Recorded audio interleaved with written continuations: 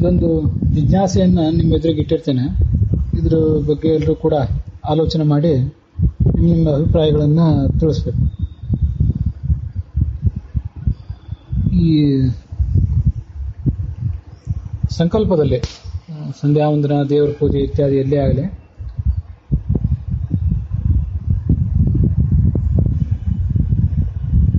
ಜಂಬೂದ್ವೀಪೆ ಭರತವರ್ಷೆ ಭರತಖಂಡೆ ದಂಡಕಾರಣ್ಯ ದೇಶೆ ಗೋದಾವರಿಯ ದಕ್ಷಿಣೇ ತೀರೆ ಅಂತ ಹೀಗೆಲ್ಲ ಹೇಳ್ತೇವಲ್ಲ, ಅದ್ರ ಬಗ್ಗೆ ಒಂದು ಜಿಜ್ಞಾಸೆ ಇದೆ. ಈ ನಿಮ್ಮೆದುರಿಗೆ ಜಿಜ್ಞಾಸೆ ನೋಡೋದಕ್ಕಿಂತ ಮೊದಲು ಸಾಕಷ್ಟು ಜನ, ಒಂದಿಬ್ಬರು ಮೂರು ಜನ ವಿದ್ವಾಂಸರ ಜೊತೆಗೆ ಅದ್ರ ಬಗ್ಗೆ ಚರ್ಚೆ ಮಾಡಿದ್ದೇನೆ. ಮತ್ತು ನಾನು ಕೂಡ ಅದ್ರ ಬಗ್ಗೆ ಸಾಕಷ್ಟು ಅಧ್ಯಯನ ಮಾಡಿದ್ದೇನೆ. ಆದರೂ ಇದೊಂದು ವಿಷಯವನ್ನು ಇನ್ನಷ್ಟು ನೋಡಬೇಕಾಗಿದೆ. ನಾನು ಯಾವ ವಿದ್ವಾಂಸರನ್ನ ಸಂಪರ್ಕಿಸಿದೆ ಅವರು ಕೂಡ ಮತ್ತಷ್ಟು ಜನರ ಅಭಿಪ್ರಾಯ ಕೇಳಬೇಕು ಅಂತ ಹೇಳಿದ್ದಾರೆ.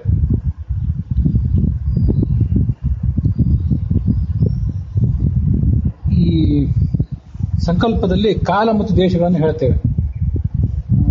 ವಯಸ್ಸುತ ಮನ್ವಂತರೆ ಹೀಗೆಲ್ಲ ಕಾಲವನ್ನು ಹೇಳ್ತೇವೆ. ಅದಾದಮೇಲೆ ದೇಶವನ್ನು ಕೂಡ ಹೇಳ್ತೇವೆ, ನಾವು ಯಾವ ದೇಶದಲ್ಲಿದ್ದೇವೆ ಅಂತ ಅನ್ನೋದನ್ನು ತಿಳಿಸ್ಲಿಕ್ಕಾಗಿ. ಜಂಬೂದ್ವೀಪೆ ಭರತವರ್ಷೆ ಭರತಖಂಡೆ ಅಂತ ಹೀಗೆ ಹೇಳ್ತೇವೆ. ಅದಕ್ಕೆ ಅರ್ಥ ಏನು, ಅಲ್ಲಿ ಏನಾದರೂ ತಪ್ಪುಗಳಿದ್ರೆ ಅದನ್ನು ಹೇಗೆ ಸರಿಪಡಿಸ್ಕೋಬೇಕು ಅಂತ ಅನ್ನೋದನ್ನು ಈ ಸಂದರ್ಭದಲ್ಲಿ ನೋಡಬೇಕು. ಈ ಮೊಟ್ಟ ಮೊದಲನೇದಾಗಿ ಭರತವರ್ಷೆ ಭರತಖಂಡೆ ಜಂಬೂದ್ವೀಪೆ ಅಂತ ಅನ್ನಬಾರ್ದು.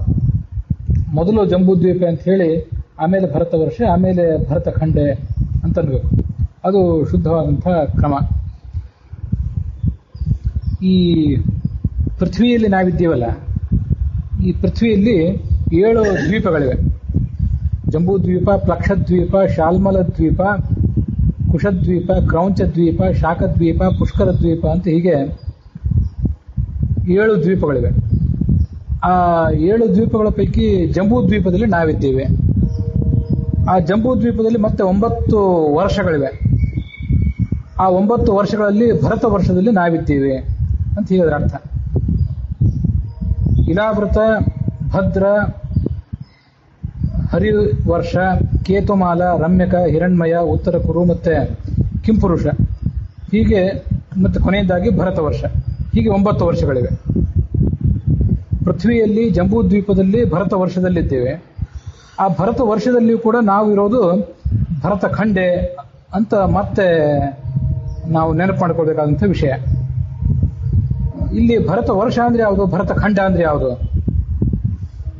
ಅನೇಕ ವಿದ್ವಾಂಸರು ಈ ಸಂಧ್ಯಾ ವಂದನೆಯ ಕನ್ನಡದಲ್ಲಿ ಕೆಲವು ಅರ್ಥಗಳನ್ನು ಬರೆದವರು ಜಂಬೂದ್ವೀಪದಲ್ಲಿ 9 ಖಂಡಗಳಿವೆ, ಅದರಲ್ಲಿ ಭರತಖಂಡವು ಕೂಡ ಒಂದು ಅಂತ ಹೀಗೆ ವ್ಯಾಖ್ಯಾನಿಸ್ತಾರೆ. ಅದ್ರ ಬಗ್ಗೆ ನನಗಿರುವಂಥ ಕೆಲವು ಆಕ್ಷೇಪಗಳು, ಅದನ್ನ ಈಗ ಹೇಳ್ತೇನೆ. ಜಂಬೂದ್ವೀಪದಲ್ಲಿ 9 ಖಂಡಗಳಿಲ್ಲ. ಅಲ್ಲಿ ಸ್ಪಷ್ಟವಾಗಿರೋದು ಜಂಬೂದ್ವೀಪದಲ್ಲಿ 9 ವರ್ಷಗಳಿವೆ. ಭಾಗವತದ 5ನೇ ಸ್ಕಂದದ 17ನೇ ಅಧ್ಯಾಯದ 13ನೇ ಶ್ಲೋಕ ಇದು. ನವಸ್ವಪಿ ವರ್ಷೇಶು ಭಗವಾನ್ ನಾರಾಯಣ ಮಹಾಪುರುಷ ಪುರುಷಾಣಾಂ ಅನುಗ್ರಹಾಯ ಆತ್ಮತತ್ವ ವ್ಯೂಹೇನ ಅದ್ಯಾಪಿ ಸನ್ನಿಧೀಯತೆ. 9 ವರ್ಷಗಳಲ್ಲಿ ಕೂಡ ಭಗವಂತ ನಾರಾಯಣ ಇದ್ದಾನೆ ಅಂತ ಹೀಗೆ ಅದರ ಅರ್ಥ. ಮತ್ತೆ ಅದೇ ಸ್ಕಂದದ ಅದೇ ಅಧ್ಯಾಯದ 10ನೇ ಶ್ಲೋಕದಲ್ಲಿ ಕೂಡ ಅತ್ರಾಪಿ ಜಂಬೂದ್ವೀಪೆ ಭರತಮೇವ ವರ್ಷಂ ಕರ್ಮಕ್ಷೇತ್ರಂ ಅಥ ಅನ್ಯಾನಿ 8 ವರ್ಷಾಣಿ ಸ್ವರ್ಗಿಣಾಂ ಪುಣ್ಯಶೇಷ ಉಪಭೋಗ ಸ್ಥಾನಾನಿ ಭೌಮಾನಿ ಸ್ವರ್ಗಪದಾನಿ ಪ್ರಪದಿಶಂತೆ. ಉಳಿದ 8 ವರ್ಷಗಳು ಅಂತ ಅದನ್ನ ವರ್ಷ ಅನ್ನೋ ಶಬ್ದದಿಂದ ಹೇಳಿದ್ದಾರೆ. ಜಂಬೂದ್ವೀಪವು ಈ ಭರತ ವರ್ಷವು ಸೇರಿದ್ರೆ ಒಟ್ಟು 9 ವರ್ಷಗಳಾಗ್ತವೆ. ಹಾಗಾಗಿ ಜಂಬೂದ್ವೀಪದಲ್ಲಿ 9 ಖಂಡಗಳಿವೆ ಅಂತ ಹೇಳೋದು ಅಷ್ಟು ಉಚಿತ ಅಲ್ಲ. ಜಂಬೂದ್ವೀಪೆ ಭರತ ವರ್ಷೆ ಭರತಖಂಡೆ ಅಂತ ಹೀಗೆ ಹೇಳಬೇಕು. ಹಾಗಾದ್ರೆ ಜಂಬೂದ್ವೀಪ ಅಂತಂದ್ರೆ ಪೃಥ್ವಿಯಲ್ಲಿರುವಂತಹ 7 ದ್ವೀಪಗಳು ಅಂತ ಆದವು. ಆ 7 ದ್ವೀಪಗಳಲ್ಲಿ 9 ವರ್ಷಗಳಿವೆ ಅಂತ ಕೂಡ ಆದವು. ಇವೆಲ್ಲ ಇಷ್ಟು ಭೂಭಾಗಗಳಲ್ಲಿ ನಮಗೆ ಕಾಣಿಸುವಂಥವು ಯಾವುವು, ನಮಗೆ ಕಾಣಿಸದೇ ಇರುವಂಥವು ಯಾವುವು, ಇಂಥ ಸ್ವಲ್ಪ ಒಂದಿಷ್ಟು ಇದ್ರ ಬಗ್ಗೆ ನೋಡಿದ್ವಿ. 7 ದ್ವೀಪಗಳಿವೆ. ಜಂಬೂದ್ವೀಪ ಇದೆ. ಆ ಜಂಬೂದ್ವೀಪದ ಸುತ್ತಲೂ ಉಪ್ಪು ನೀರಿನ ಸಮುದ್ರ ಇದೆ. ಅದರ ಸುತ್ತಲೂ ಪ್ಲಕ್ಷ ದ್ವೀಪ ಇದೆ, ಅದು ಕಬ್ಬಿನ ರಸದ ಸಮುದ್ರ, ಮತ್ತೆ ತುಪ್ಪದ ಸಮುದ್ರ, ಹಾಲಿನ ಸಮುದ್ರ ಅಂತ ಹೀಗೆಲ್ಲ ಅದನ್ನು ವರ್ಣನೆ ಮಾಡ್ತಾರೆ. ಒಂದು ದ್ವೀಪದ ಸುತ್ತಲೂ ಸಮುದ್ರ, ಅದರ ಸುತ್ತಲೂ ಮತ್ತೆ ದ್ವೀಪ, ಅದರ ಸುತ್ತಲೂ ಮತ್ತೆ ಸಮುದ್ರ, ಹೀಗೆ ಇರುವಂತಹ ರೀತಿ. ನಾವಿರುವಂತಹ ಜಂಬೂ ದ್ವೀಪದ ಸುತ್ತಲೂ ಉಪ್ಪು ನೀರಿನ ಸಮುದ್ರ ಇದೆ. ಇಲ್ಲಿ ಈ ಭರತ, ಕಿಂಪುರುಷ, ಉತ್ತರ ಕುರು, ಹಿರಣ್ಮಯ ಮೊದಲಾದ ವರ್ಷಗಳಿವೆ ಅಂತ ಬಂದಿದೆ. ಹಾಗಾದ್ರೆ ಈ ಜಂಬೂ ದ್ವೀಪದಲ್ಲಿ ನಾವಿದ್ದೇವಲ್ಲ, ನಮಗೆ ಈ ಈ 9 ವರ್ಷಗಳಲ್ಲಿ ಭರತ ವರ್ಷ ಒಂದನ್ನು ಬಿಟ್ಟು ಉಳಿದ ವರ್ಷಗಳು ಕಾಣಿಸೋದೇ ಇಲ್ಲ. ಕಿಂಪುರುಷ, ಉತ್ತರ ಕುರು, ಹಿರಣ್ಮಯ, ರಮ್ಯಕ, ಕೇತುಮಾಲ, ಹರಿ, ಭದ್ರ, ಇಲಾವೃತ, ಈ 8 ವರ್ಷಗಳು ಕೂಡ ನಮಗೆ ಕಾಣಿಸೋದಿಲ್ಲ. ನಮಗೆ ಕಾಣಿಸ್ತಾ ಇರುವಂಥದ್ದು ಈ ಭರತ ವರ್ಷ ಮಾತ್ರ. ಜಂಬೂ ದ್ವೀಪದಲ್ಲಿ ಉಳಿದ 7 ದ್ವೀಪಗಳು ಕಾಣಿಸೋದಿಲ್ಲ. ಜಂಬೂ ದ್ವೀಪನೂ ಕೂಡ ನಮಗೆ, ಜಂಬೂ ದ್ವೀಪದಲ್ಲೇ ನಾವಿದ್ದೇವೆ, ಭರತ ವರ್ಷದಲ್ಲಿ ನಾವಿದ್ದೇವೆ, ಅದರಲ್ಲಿ ಭರತ ಖಂಡದಲ್ಲಿದ್ದೇವೆ. ನಾವಿರುವಂತಹ ಊರಿನಲ್ಲಿ ನಮ್ಮ ಇಡೀ ದೇಶ ನಮ್ಮ ಗಮನಕ್ಕೆ ಬರ್ತದೇನೋ? ನಮ್ಮ ಸುತ್ತಮುತ್ತ ಇರುವ ಒಂದು 2-4 ಕಿಲೋಮೀಟರ್ ಕೂಡ ನಮ್ಮ ಗಮನಕ್ಕೆ ಬರೋದಿಲ್ಲ. ಒಂದ್ಸಲ ನಿಂತು ಕಣ್ಣು ನಾವು ದೃಷ್ಟಿ ಕೊಟ್ಟು ನೋಡಿದರೆ 2-3 ಕಿಲೋಮೀಟರ್ಗಿಂತಲೂ ದೂರ ನಮಗೆ ಕಾಣಿಸೋದಿಲ್ಲ. ಆದ್ದರಿಂದ ಭರತ ಖಂಡವೇ ಪೂರ್ಣ ಕಾಣಿಸೋದಿಲ್ಲ, ಭರತ ವರ್ಷವೂ ಪೂರ್ಣ ಕಾಣಿಸೋದಿಲ್ಲ, ಜಂಬೂ ದ್ವೀಪ ಅಂತೂ ಪೂರ್ಣವಾಗಿ ಕಾಣಿಸೋದೇ ಇಲ್ಲ. ಅದರೊಳಗೆ ಮತ್ತೆ ಈ ಪ್ಲಕ್ಷ, ಕುಶ, ಕ್ರೌಂಚ, ಶಾಖ, ಪುಷ್ಕರ, ಶಾಲ್ಮಲ ಅಂತ ಏನಿವೆ, ಈ 6 ದ್ವೀಪಗಳಂತೂ ನಮ್ಮ ಕಣ್ಣಿಗೆ ಕಾಣಿಸೋದಿಲ್ಲ. ಈ ಭಾಗವತದಲ್ಲಿ ಇದೇ 5ನೇ ಸ್ಕಂದ 17ನೇ ಅಧ್ಯಾಯದ 11ನೇ ಶ್ಲೋಕದಲ್ಲಿ ಅದನ್ನೇನು ಹೇಳ್ತಾರೆ ಅಂತಂದ್ರೆ, ಈ ಜಂಬೂ ದ್ವೀಪದಲ್ಲಿ ಭರತ ವರ್ಷ ಒಂದೇ ಕರ್ಮಕ್ಷೇತ್ರ ಆಗಿದೆ, ಮತ್ತು ಉಳಿದ 8 ವರ್ಷಗಳೇನಿವೆ, ಅಥ ಅನ್ಯಾನಿ 8 ವರ್ಷಾಣಿ ಸ್ವರ್ಗಿಣ ಪುಣ್ಯಶೇಷ ಉಪಭೋಗ ಸ್ಥಾನಾನಿ. ಈ ನಾನಾ ಥರದ ಪುಣ್ಯಗಳನ್ನೆಲ್ಲ, ಪುಣ್ಯ ಕಾರ್ಯಗಳನ್ನೇನು ಮಾಡಿರ್ತಾರೆ, ಅವರು ಪುಣ್ಯ ಮಾಡಿದ ಮೇಲೆ ಉಳಿದ ಕೆಲವು ಪುಣ್ಯ ಫಲವನ್ನು ಇಲ್ಲಿ ಅನುಭವಿಸ್ತಾರೆ. ಒಂದಿಷ್ಟನ್ನು ಅಲ್ಲೇ ಅನುಭವಿಸಿರ್ತಾರೆ, ಕೆಲವನ್ನು ಇಲ್ಲಿ ಅನುಭವಿಸ್ತಾರೆ. ಅಂಥ ವಿಶಿಷ್ಟವಾದ ಸ್ಥಾನಗಳು ಅವನ್ನು ಭೂಲೋಕದ ಸ್ವರ್ಗಗಳು ಅಂತ ಕರೀತಾರೆ. ಭೌಮಾನಿ ಸ್ವರ್ಗ ಪದಾನಿ ವ್ಯಪದಿಶಂತಿ. ಇವು ಯಾವೂ ನಮಗೆ ಕಾಣಿಸೋದಿಲ್ಲ, ಈ 8 ವರ್ಷಗಳು ಯಾವುದು ಕೂಡ. ಯಾಕೆಂತಂದ್ರೆ ಅಲ್ಲಿರುವ ಮನುಷ್ಯರಿಗೆ 10,000, ಅಲ್ಲಿರುವ ವ್ಯಕ್ತಿಗಳಿಗೆ 10,000 ವರ್ಷ. ಮನುಷ್ಯರು ಅಂತ ಅನ್ನೋದು ಬೇಡ, ಅವ್ರನ್ನ 10,000 ವರ್ಷ ಅವರಿಗೆ ಆಯುಷ್ಯ, 10,000 ಆನೆಗಳ ಬಲ, ದೇವತೆಗಳಂತೆ ಇರ್ತಾರೆ, ವಜ್ರದಂಥ ಶರೀರ, ಬಲ, ಯೌವನ ಇದೆಲ್ಲ ಇರ್ತದೆ, ಬೇಕಾದಷ್ಟು ದಾಂಪತ್ಯ ಸುಖ ಅನುಭವಿಸ್ತಾರೆ, ಮೋದ ಪ್ರಮೋದಿತ ಮಹಾಸೌರತ ನಿರತ ಅನವರತ ಅವರೋಧ ಮಿಥುನ ಅಂತ ಈಗ ಅದನ್ನು ವರ್ಣನೆ ಮಾಡ್ತಾರೆ. ಕೊನೆಗೆ ಸಂತಾನ ಬೇಕಾದ ಸ್ತ್ರೀಯರು ಏಕಗರ್ಭ ಕಲತ್ರಾಣ, ಒಂದೇ ಬಾರಿ ಗರ್ಭ ಧರಿಸ್ತಾರೆ. ಅವರಿಗೆ ಎಲ್ಲಾ ಕಾಲವೂ ಕೂಡ ತ್ರೇತಾಯುಗದ ಕಾಲದಂತೆ ಇರ್ತದೆ ಅಂತ ಇದರ ವರ್ಣನೆ ಇದೆ. ಈ ಕಲಿಯುಗದಲ್ಲಿ 100 ವರ್ಷ, ದ್ವಾಪರ ಯುಗದಲ್ಲಿ 1000 ವರ್ಷ, ಇವರಿಗೆ 10,000 ವರ್ಷ ಕೃತಯುಗದಲ್ಲಿ, ಈ ತ್ರೇತಾಯುಗದಲ್ಲಿ. ಅಲ್ಲಿ ಎಲ್ಲ ಋತುಗಳಲ್ಲಿಯೂ ದೊರೆಯಬೇಕಾದ ಹಣ್ಣು ಹಂಪಲು ಇದೆಲ್ಲ ಕೂಡ ದೊರೆಯುತ್ತದೆ. ನಿರ್ಮಲವಾದ ಜಲಾಶಯಗಳಲ್ಲಿ ಎಲ್ಲ ಥರದ ನೀರು, ಭೋಗಕ್ಕೆ ಬೇಕಾದ ಸಾಮಗ್ರಿಗಳು ಇವೆಲ್ಲ ಅವರಿಗೆ ಸಿಗ್ತವೆ. ಸುಲಲಿತ ಸುರಸುಂದರೀಣಾಂ ಕಾಮಕೇಲಿ ವಿಲಾಸ ಹಾಸಲೀಲಾ ಅವಲೋಕ ಆಕೃಷ್ಟ ಮನೋ ದೃಷ್ಟಯ ಸ್ವೈರಂ ಕಿಲ ವಿಹರಂತಿ.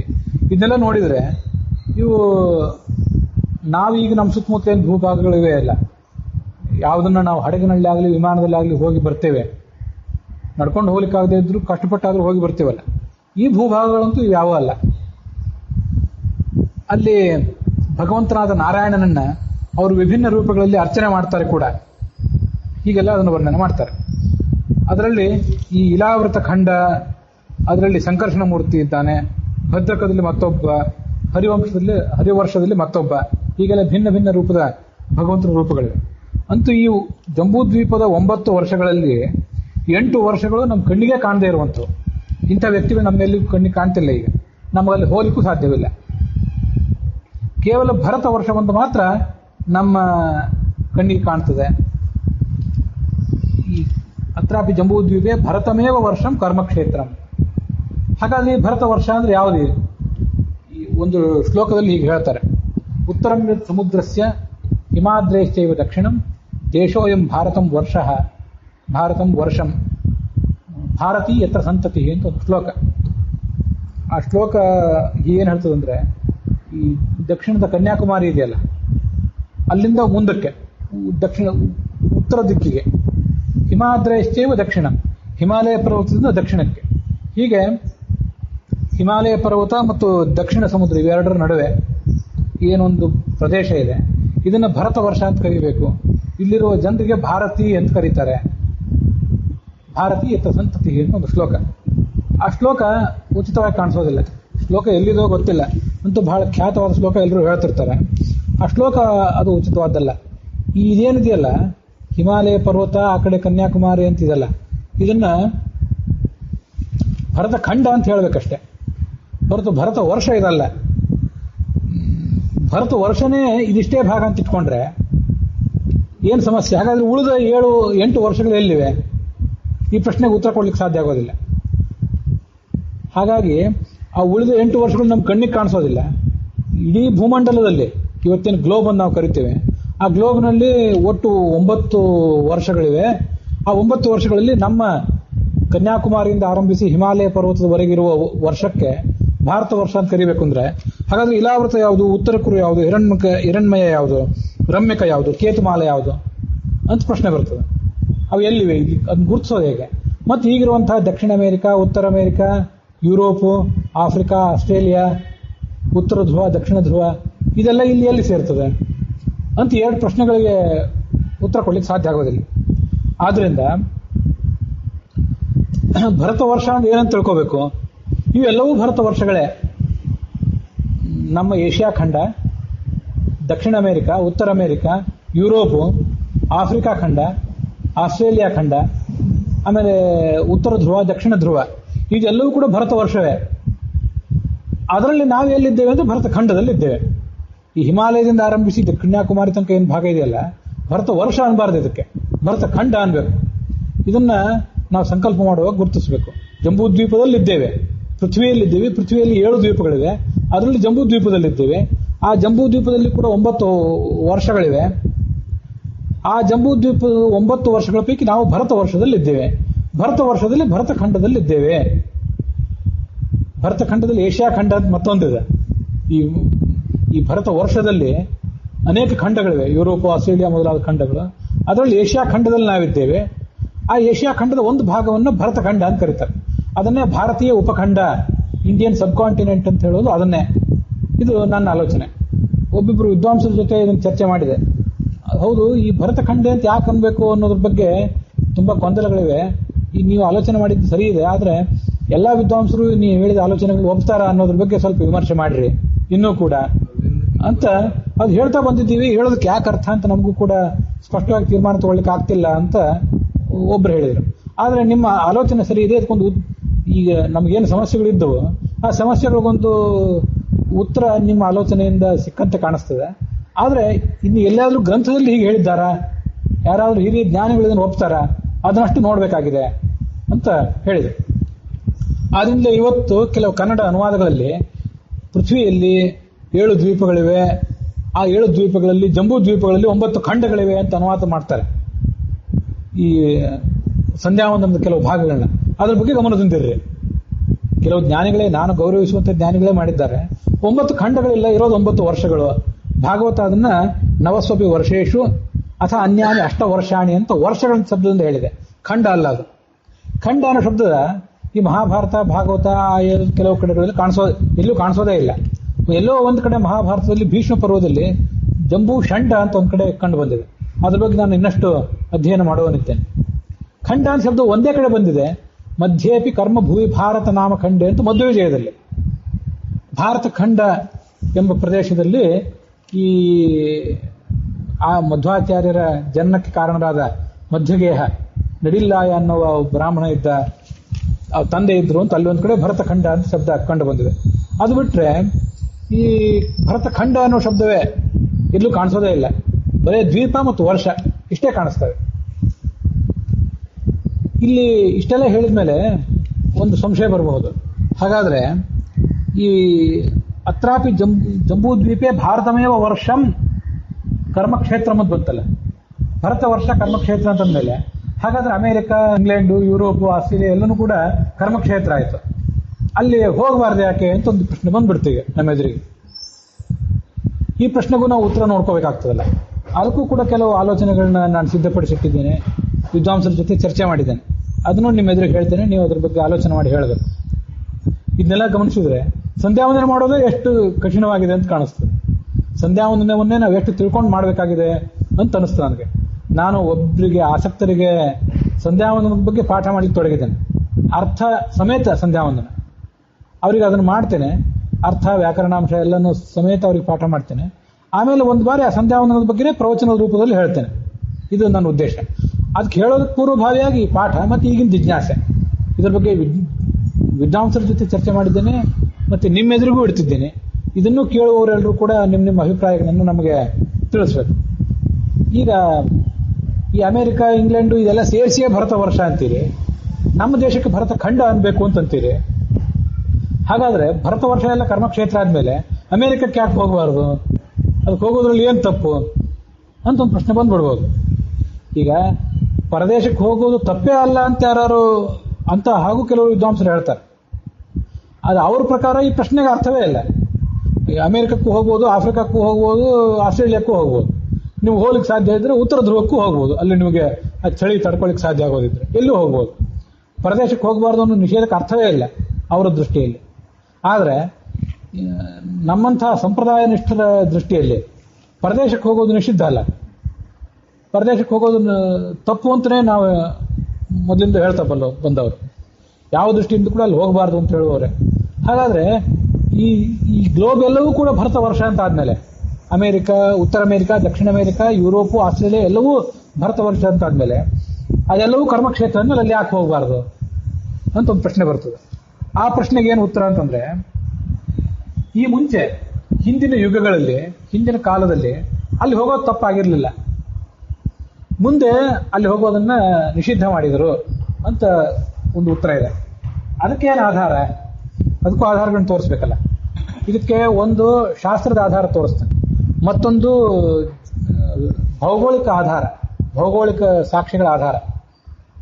ಅದೇನು ಅಂತಂದ್ರೆ, ಇವತ್ತು ಈ ದಕ್ಷಿಣ ಅಮೆರಿಕ ಮತ್ತು ಉತ್ತರ ಅಮೆರಿಕ ಅವೆರಡು ಸೇರ್ಕೊಂಡು ಒಂದು ಖಂಡ, ಎರಡು ಖಂಡವೇ, ಅದೇ ಎರಡನ್ನೂ ಸೇರಿ ಅಮೆರಿಕ ಅಂತಾರೆ. ಪ್ರತ್ಯೇಕವಾಗಿ ಉತ್ತರ ಅಮೆರಿಕ, ದಕ್ಷಿಣ ಅಮೆರಿಕ ಅಂತಾರೆ. ಆಫ್ರಿಕಾ ಅಂತ ಒಂದಿದೆ, ಈ ಕಡೆ ಏಷ್ಯಾ ಅಂತ ಒಂದಿದೆ, ಮತ್ತೊಂದು ಕಡೆ ಆಸ್ಟ್ರೇಲಿಯಾ ಇದೆ. ಆಸ್ಟ್ರೇಲಿಯಾ ಜೊತೆಗೆ ನ್ಯೂಜಿಲೆಂಡ್ ದೇಶ ಸೇರ್ಕೊಂಡಿದೆ. ಆಸ್ಟ್ರೇಲಿಯಾ ಖಂಡದಲ್ಲೇ ಆಸ್ಟ್ರೇಲಿಯಾ ದೇಶ ಮತ್ತು ನ್ಯೂಜಿಲೆಂಡ್ ದೇಶ ಇವೆರಡು ಕೂಡ ಸೇರ್ಕೊಂಡಿವೆ. ಸಣ್ಣ ಸಣ್ಣ ಕೆಲವು ದ್ವೀಪಗಳು ಕೂಡ ಇವೆ.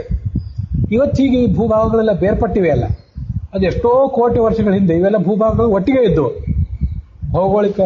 ಭೂಗೋಳ ಶಾಸ್ತ್ರ ಪ್ರಕಾರ ಅವೆಲ್ಲ ಕ್ರಮವಾಗಿ ದೂರ ಸರಿದವು, ಅದೆಷ್ಟೋ ಕೋಟಿ ವರ್ಷಗಳ ನಂತರ. ಆದ್ರಿಂದಲೇ ಅವೆಲ್ಲ ಒಟ್ಟಿಗೆ ಇದ್ದಿದ್ರಿಂದ ಅವರು ಪರಸ್ಪರ ಸಂಚಾರ ಮಾಡೋದು, ಈ ಕಡೆಯವರು ಆ ಕಡೆ ಬರೋದು, ಆ ಕಡೆಯಿಂದ ಈ ಕಡೆ ಬರೋದು ತಪ್ಪು ಆಗಿರಲಿಲ್ಲ. ಭಾರತೀಯ ಸಂಸ್ಕೃತಿ ಎಲ್ಲ ಕಡೆ ಹರಡೇ ಇತ್ತು. ಇದು ಕೂಡ ಅದನ್ನ ಸ್ಪಷ್ಟವಾಗಿ ತಿಳಿಸ್ತದೆ ಎಲ್ಲೆಲ್ಲಿತ್ತು ಭಾರತೀಯ ಸಂಸ್ಕೃತಿ. ಇದನ್ನು ಹಿಂದೆ ಅನೇಕ ಬಾರಿ ನಾವೇ ನೋಡಿದ್ದೇವೆ. ಈ ರಷ್ಯಾದಲ್ಲಿ, ಚೀನಾದಲ್ಲಿ, ರಷ್ಯಾದಲ್ಲಿ ಮತ್ತೆ ಉಳಿದ ಎಷ್ಟೋ ಯುರೋಪಿಯನ್ ರಾಷ್ಟ್ರಗಳಲ್ಲಿ ಭಾರತೀಯ ಸಂಸ್ಕೃತಿ ಹರಡಿತ್ತು. ಹೇಗೆ ಅಂತಂದ್ರೆ, ನಮ್ಮಲ್ಲಿ ಒಂದು ಪುಸ್ತಕ ಇದೆ, ಗಡಿಯಾಚಿನ ಗುಡಿಗಳು ಅಂತ ಹೇಳಿ, ಲೋಕೇಶ್ ಚಂದ್ರ ಅಂತನವರು ಅದನ್ನ ಬರೆದಿದ್ದಾರೆ. ಕನ್ನಡಕ್ಕೆ ಮತ್ತೆ ಯಾರೋ ಮಾಡಿದ್ದಾರೆ, ಅಥವಾ ಕನ್ನಡಕ್ಕೆ ಇವರೇ ಮಾಡಿರ್ಬೇಕು. ರಷ್ಯಾದಲ್ಲಿ, ಜಪಾನ್ನಲ್ಲಿ ಅಂಥ ದೇಶಗಳಲ್ಲಿ ಭಾರತೀಯ ಸಂಸ್ಕೃತಿ ಹೇಗೆ ಅಡಗಿದೆ ಅಂತನ್ನೋದನ್ನೆಲ್ಲ ಅವರು ವಿವರವಾಗಿ ತೋರಿಸಿದ್ದಾರೆ. ಅಲ್ಲಿರುವಂಥ ಭಾರತೀಯ ಸಂಸ್ಕೃತಿಯ ಕುರುಹುಗಳು ಕೆಲವು ಅವರು ತೋರಿಸಿದ್ದಾರೆ. ಇಲ್ಲೇ ಅದಕ್ಕಿಂತ ಹೆಚ್ಚಾಗಿ ನಾವೇ ಕೆಲವು ಅದನ್ನು ನೋಡಿದ್ದೇವಲ್ಲ, ಈ ಅನೇಕ ಸಂಗತಿಗಳು ನಮ್ಮ ಗಮನಕ್ಕೂ ಕೂಡ ಬರುವಂಥವಿವೆಯಲ್ಲ. ಇಲ್ಲಿ ನಮ್ಮ ಪೂರ್ವ ಭಾಗದಲ್ಲಿ ಇಂಡೋನೇಷ್ಯಾ, ಜಕಾರ್ತಾ, ಬಾಲಿ ಮೊದಲಾದ ರಾಷ್ಟ್ರಗಳಿವೆಯಲ್ಲ, ಅಲ್ಲಿ ಆಂಗ್ಕೋರ್ ವ್ಯಾಟ್ ಅಂತ ಒಂದು ಎಲ್ಲೋ ಇಂಡೋನೇಷ್ಯಾದಲ್ಲಿ ಇರಬೇಕು, ಅಥವಾ ಜಕಾರ್ತಾದಲ್ಲಿ ಇದೆಯೋ ಏನೋ ಗೊತ್ತಿಲ್ಲ. ಅಲ್ಲಿ ದೊಡ್ಡದೊಂದು ಎಕರೆಗಟ್ಟಲೆ ಪ್ರದೇಶದಲ್ಲಿರುವಂತಹ ಒಂದು ದೊಡ್ಡ ದೇವಾಲಯ ಇದೆ. ಹಿಂದೂ ದೇವಾಲಯ. ಅದರ ಅದರ ನವೀಕರಣಕ್ಕೆ ಭಾರತ ಸರ್ಕಾರವೇ ಶಿಲ್ಪಿಗಳು ಮತ್ತು ತಜ್ಞರ ಮೂಲಕ ಸಹಾಯ ಮಾಡಿತ್ತು. ಅಲ್ಲಿ ಹರಡಿತ್ತು. ಇಂಡೋನೇಷ್ಯಾದಲ್ಲಿ ರಾಮಾಯಣ ಇದೆ, ಅಲ್ಲಿ ಗರುಡನ ಪ್ರತಿಮಾ ಕೆಲವು ಕಡೆ ಕಾಣಿಸ್ತದೆ. ಮತ್ತೆ ಅನೇಕ ಕಡೆ ನಮ್ಮ ಈ ಹನುಮಂತ, ಗರುಡ ಮೊದಲಾದವರ ಪ್ರತಿಮೆಗಳು ಕಾಣೋದಲ್ಲದೇ ಅವರ ದೇಶಗಳಲ್ಲಿ ಅನೇಕ ಕಡೆ ಸುಕರ್ಣೋ ಸುಹಾರ್ತೋ ಮೊದಲಾದ ನಾಯಕರಿದ್ರು. ಅವರೆಲ್ಲ ಸುಕರ್ಣ, ಸುಹೃತ್, ಹೀಗೆ ಅರ್ಥ ಅದಕ್ಕೆ. ಅದನ್ನೆಲ್ಲ ತೋರಿಸ್ತಾರೆ. ಆಮೇಲೆ ಇದೇ ಭಾರತೀಯ ಏಷ್ಯಾ ಖಂಡದಲ್ಲಿ ಶ್ರೀಲಂಕಾ ದೇಶ ಇದೆ, ಅಲ್ಲಿಯೂ ಕೂಡ ಭಾರತೀಯ ಸಂಸ್ಕೃತಿ ಇದ್ದೇ ಇದೆ, ಅದರ ಬಗ್ಗೆ ಏನು ಸಂಶಯ ಬೇಡ. ಜಪಾನ್ನಲ್ಲಿದೆ, ಚೈನಾದಲ್ಲಿದೆ, ಭೂತಾನ್ನಲ್ಲಿದೆ, ನೇಪಾಳದಲ್ಲಂತೂ ಇದ್ದೇ ಇದೆ, ಪಾಕಿಸ್ತಾನದಲ್ಲೂ ಇತ್ತು. ಇವತ್ತು ಪಾಕಿಸ್ತಾನ ನಾವು ಕಳ್ಕೊಂಡು 50-60 ವರ್ಷ ಆಯ್ತು ಅಷ್ಟೇ. ಆದ್ರಿಂದ ಪಾಕಿಸ್ತಾನ ನಮಗೇನು ಅಗಮ್ಯ ಆಗಿರ್ಲಿಲ್ಲ. ಈಗ ಒಂದು 100 ವರ್ಷದಿಂದನೇ ಅದು ಅಗಮ್ಯ ಆಗಿರ್ಲಿಲ್ಲ. 100-200 ವರ್ಷದಿಂದ ಅಲ್ಲಿ ಪಾಠಶಾಲೆಗಳಿದ್ದವು. ಅನೇಕ ಹಿಂದೂ ದೇವಾಲಯಗಳು ಈಗೂ ಕೂಡ ಇವೆ, ಎಷ್ಟನ್ನು ನಾಶಪಡಿಸಿದ್ದಾರೆ, ಆದರೆ ಈಗೂ ಕೂಡ ಇದ್ದೇ ಇವೆ. ಆದ್ರಿಂದ ನಾವು ಪಾಕಿಸ್ತಾನಕ್ಕೆ ಹೋಗ್ಬೋದಿತ್ತು, ಬಾಂಗ್ಲಾದೇಶಕ್ಕೆ ಹೋಗ್ಬೋದಿತ್ತು, ಉಳಿದ ಕೆಲವು ರಾಷ್ಟ್ರಗಳಿಗೂ ಕೂಡ ಸುತ್ತಮುತ್ತಲಿನ ರಾಷ್ಟ್ರಗಳಿಗೆ ಹೋಗ್ಬೋದಿತ್ತು. ಇದು ಪ್ರಶ್ನೆ ಏನು ಅಂತಂದ್ರೆ, ನಾವು ಸಮುದ್ರದ ಮೂಲಕ ಹೋಗಬಹುದು ಹೋಗಬಾರ್ದು ಅಂತ ಅನ್ನೋದಲ್ಲ, ಪ್ರದೇಶಕ್ಕೆ ಹೋಗಬಾರ್ದು ಅಂತ ಅನ್ನೋದು ಮಾತ್ರ ಪ್ರಶ್ನೆ. ಸಂಪ್ರದಾಯ ದೃಷ್ಟಿಯಿಂದ ವಿಮಾನಯಾನ ಮಾಡಬಾರ್ದು ಅಂತ ಅಷ್ಟೇ ಅಲ್ಲ, ಯಾವುದೇ ಪ್ರದೇಶಕ್ಕೂ ಕೂಡ ಹೋಗಬಾರ್ದು. ವಿಮಾನಯಾನ ಮಾಡದೆ, ಸಮುದ್ರ ದಾಟದೆ ನಾವು ಫ್ರಾನ್ಸಿನ ತನಕ ಹೋಗ್ಲಿಕ್ಕೆ ಸಾಧ್ಯ. ಯಾಕೆಂದ್ರೆ ನಮ್ಮ ಉತ್ತರದ ಕಡೆಯಿಂದ ಹೋಗೋದಾದ್ರೆ ಭಾರತವನ್ನು ದಾಟಿ ಮುಂದೆ ಈ ಪಾಕಿಸ್ತಾನ, ಅಲ್ಲಿಂದ ಮತ್ತು ವಾಯವ್ಯಕ್ಕೆ ಹೋದ್ರೆ ಅಲ್ಲಿ ಯುರೋಪಿನ ದೇಶಗಳ ಗಡಿ ಸಿಗ್ತದೆ ನಮಗೆ. ಈ ಗ್ರೀಸು, ಇಟಲಿ ಮೊದಲಾದ ದೇಶಗಳು. ಫ್ರಾನ್ಸಿನ ತನಕ ನಾವು ನಡ್ಕೊಂಡೇ ಹೋಗ್ಬೋದು, ಅಂದ್ರೆ ವಾಹನಗಳಲ್ಲೇ ಹೋಗ್ಬೋದು. ಇಂಗ್ಲೆಂಡಿಗೆ ಹೋಗ್ಬೇಕಾದ್ರೆ ಮಾತ್ರ ವಿಮಾನ ಅಥವಾ ಹಡಗಬೇಕು. ಉತ್ತರ ಅಮೆರಿಕ, ದಕ್ಷಿಣ ಅಮೆರಿಕಕ್ಕೆ ಹೋಗ್ಬೇಕಾದ್ರೆ ಹಡಗಬೇಕು. ಆಸ್ಟ್ರೇಲಿಯಾ, ನ್ಯೂಜಿಲ್ಯಾಂಡ್ಗಳಿಗೆ ಹೋಗ್ಬೇಕಾದ್ರೆ ಹಡಗಬೇಕು ಅಥವಾ ವಿಮಾನ ಬೇಕು. ಚೀನಾದ ತನಕ, ಜಪಾನಿನ ತನಕ ಎಲ್ಲದಕ್ಕೂ ಕೂಡ ನಾವು ನಡ್ಕೊಂಡು ಹೋಗ್ಬೋದು. ಫ್ರಾನ್ಸಿನ ತನಕನೂ ಹೋಗ್ಬೋದು. ಫ್ರಾನ್ಸು ಮತ್ತು ಇನ್ನು ಇಟಲಿ, ಆಸ್ಟ್ರಿಯಾ ಮೊದಲಾದ ದೇಶಗಳು, ಜರ್ಮನಿ ಮೊದಲಾದ ದೇಶಗಳು ಎಲ್ಲದಕ್ಕೂ ಕೂಡ ನಾವು ನಡ್ಕೊಂಡು ಹೋಗ್ಬೋದು. ಆದರೆ ಸಮುದ್ರಯಾನ ಮಾಡಬಾರ್ದು ಅಂತಂದ್ರೆ ಅಕ್ಷರಶಃ ಸಮುದ್ರಯಾನ ಮಾಡಬಾರ್ದು ಅಂತ ಅರ್ಥ ಅಲ್ಲ, ಯಾವ ಪ್ರದೇಶಗಳಿಗೂ ಹೋಗಬಾರ್ದು ಅಂತ ಅರ್ಥ. ಅದರ ಉದ್ದೇಶ ಏನು? ಎಲ್ಲಿ ಭಾರತೀಯ ಸಂಸ್ಕೃತಿ ಇಲ್ಲ, ಎಲ್ಲಿ ನಮ್ಮ ವರ್ಣಾಶ್ರಮ ಧರ್ಮಗಳ ಪಾಲನೆಗೆ ಅವಕಾಶ ಇಲ್ಲ, ಅಲ್ಲಿ ಹೋಗಬಾರ್ದು ಅಂತ ಅದರ ಅರ್ಥ. ಆದ್ರಿಂದ ಸಮುದ್ರಯಾನ ನಾವು ಮಾಡಿದಂಗೆ ಆಗಲಿಲ್ಲ, ನಡ್ಕೊಂಡು ಹೋದ್ವಿ, ಇಂಥವೆಲ್ಲ ಮಾತುಗಳು ಅರ್ಥಹೀನ ಆ ದೃಷ್ಟಿಯಿಂದ. ಇದು ಸಂಪ್ರದಾಯದ ಒಂದು ಮಾತು. ಹಾಗಾದ್ರೆ ಈ ಮುಂಚೆ ಪಾಕಿಸ್ತಾನಕ್ಕೂ ಹೋಗ್ಬೋದಿತ್ತು, ಬಾಂಗ್ಲಾದೇಶಕ್ಕೂ ಹೋಗ್ಬೋದಿತ್ತು. ಈಗ ಅಲ್ಲಿ ಹೋಗೋದು ಅರ್ಥಹೀನ, ಯಾಕಂದ್ರೆ ನಮ್ಮ ಸಂಸ್ಕೃತಿ ಅಲ್ಲಿಲ್ಲ. ಬಾಂಗ್ಲಾದೇಶದಲ್ಲಿ, ಪಾಕಿಸ್ತಾನದಲ್ಲಿ ಕೆಲವು ದೇವಾಲಯಗಳಿವೆ, ಇಲ್ಲ ಅಂತಲ್ಲ. ಢಾಕೇಶ್ವರಿ ಅಂತ ದೇವಾಲಯ ಬಾಂಗ್ಲಾದೇಶದಲ್ಲೇ ಇದೆ ಈಗ ಕೂಡ. ಪಶ್ಚಿಮ ಬಂಗಾಳದಲ್ಲಿ, ಪೂರ್ವ ಬಂಗಾಳದಲ್ಲಿ ಎರಡೂ ಕಡೆನೂ ಕೂಡ ದುರ್ಗಾದೇವಿ ಆರಾಧನೆ ಮಾಡ್ತಾರೆ. ಹೀಗೆ ದೇವಾಲಯಗಳಿವೆ, ಆದರೆ ಸಂಸ್ಕೃತಿ ಕ್ರಮೇಣ ನಷ್ಟ ಆಗಿದೆ. ಇದನ್ನೆಲ್ಲ ಒಬ್ಬ ವಿದ್ವಾಂಸರ ಜೊತೆ ಚರ್ಚೆ ಮಾಡುವಾಗ ಅವರು, ನಾನು ಈ ಮೊದಲೇ ಆಲೋಚನೆ ಮಾಡಿದ ಒಂದು ವಿಷಯವನ್ನು ಹೇಳಿಬಿಟ್ರು. ನೀವು ಹೇಳಿದ್ದು ಬಹಳ ಯುಕ್ತವಾಗಿದೆ. ಮೊದಲು ಪಾಕಿಸ್ತಾನ ಇದಕ್ಕೆಲ್ಲ ಹೋಗ್ಬೋದಿತ್ತು, ಈಗ ಅಲ್ಲಿ ಹೋಗೋದಕ್ಕೆ ಅರ್ಥ ಇಲ್ಲ. ಒಂದು ವಿಷಯ ಏನಂದ್ರೆ, ಈಗ ಬೆಂಗಳೂರಿಗೆ ಹೋಗೋದಕ್ಕೂ ಅರ್ಥ ಇಲ್ಲ ಅಂತಂದ್ರು ಅವ್ರು ಇರೋದು ಬೇರೆ ಊರಿನಲ್ಲೇ, ಒಳ್ಳೆ ಸಾಧಕ ಅವರು. ನನಗೂ ಅದೇ ಅನ್ಸಿತ್ತು. ಯಾಕೆಂದ್ರೆ 20-30 ವರ್ಷದಿಂದ ಬೆಂಗಳೂರು ಹೇಗಿತ್ತು ಹಾಗಿಲ್ಲ ಈಗ. ಯಾವಾಗಾದ್ರೂ ಅಲ್ಲಿ ಹೋಗ್ಬಿಟ್ರೆ ಇದು ಯಾವುದೋ ಪರದೇಶಕ್ಕೆ ಬಂದಂತೆ ಅನಿಸ್ತದೆ ನನಗೂ ಕೂಡ. ಅಂತ ಒಂದು ವಿಚಿತ್ರ ಪ್ರಜ್ಞೆ ನಾನು ಕಾಡ್ಲಿಕ್ಕೆ ತೊಡಗ್ತದೆ. ಆದ್ರಿಂದಲೇ ನಮ್ಮ ಬೆಂಗಳೂರು, ಅದರಲ್ಲಿ ಕೆಲವು ಪ್ರದೇಶಗಳು ವಿಶೇಷವಾಗಿ ಯಾವ ಅಮೆರಿಕಾದ ಸಿಲಿಕಾನ್ ವ್ಯಾಲಿಗೂ ಏನು ಕಡಿಮೆ ಇಲ್ಲ, ಆದ್ರಿಂದ ಅಲ್ಲಿ ಹೋಗೋದಕ್ಕೂ ಅರ್ಥ ಇಲ್ಲ ಅಂತ ಅವರು ಹಾಸ್ಯವಾಗಿ ಹೇಳಿದ್ರು. ಹೌದು ಅಂತ ಕಾಣಿಸ್ತು ನನಗೆ. ಆದ್ರೂ ಹೋಗ್ತೇವೆ. ಎಷ್ಟೋ ಸಲ ನಾನು ಹಾಸ್ಯ ಮಾಡೋದು, ಈ ಪರಮಾತ್ಮನ 3 ಸ್ಥಾನಗಳಿವೆಲ್ಲ, ಶ್ವೇತದ್ವೀಪ, ಅನಂತಾಸನ, ವೈಕುಂಠ. ಅದಾದ್ಮೇಲೆ ಬೆಂಗಳೂರೇ ಈ ಬ್ರಾಹ್ಮಣರಿಗೆಲ್ಲ. ಯಾಕೆಂತಂದ್ರೆ ಈ ಎಲ್ಲಾ ಮಠಗಳು, ಎಲ್ಲ ಸ್ವಾಮಿಗಳು, ವಿದ್ವಾಂಸರು ಎಲ್ಲರೂ ಕೇಂದ್ರೀಕರಿಸಿಕೊಂಡಿರೋದು ಅಲ್ಲೇ ಇದ್ದಾರೆ ಅಂತ ಹಾಸ್ಯ ಮಾಡೋದು ಇದೆ.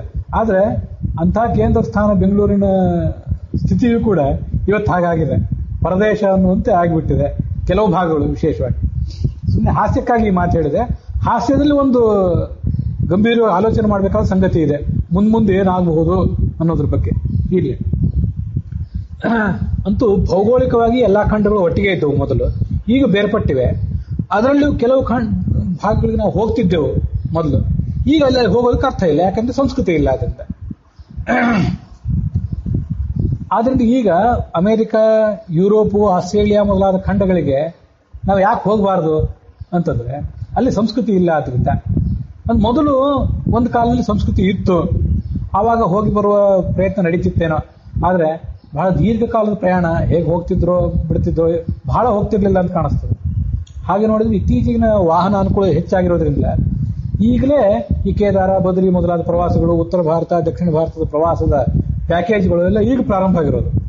ಇದನ್ನ ವಿದ್ವಾಂಸರೊಬ್ಬರ ಜೊತೆ ಚರ್ಚೆ ಮಾಡುವಾಗ ಅವ್ರು ಹೇಳಿದ್ರು, ಹೌದು, ಕೆಲವು ಎಷ್ಟೋ ಭೂಭಾಗಗಳು ನಮ್ಗೆ ಅಂಟ್ಕೊಂಡೇ ಇದ್ದವು, ಅಲ್ಲಿಯೂ ಕೂಡ ಭಾರತೀಯ ಸಂಸ್ಕೃತಿ ಇತ್ತು.